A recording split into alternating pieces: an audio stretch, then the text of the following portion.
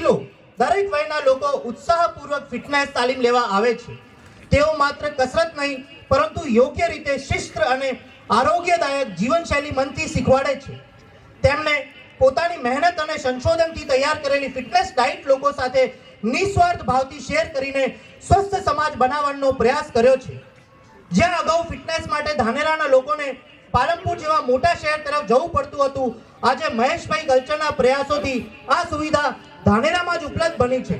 એક શ્રેષ્ઠ gym trainer તરીકે તેમણે પોતાની અલગ ઓળખ ઊભી કરી છે અને ધાનેરામાં ફિટનેસ સંસ્કૃતિ વિકાસવામાં તેમનો ફાળો પ્રશંસનીય રહ્યો છે. શ્રી મહેશભાઈ ગલચર.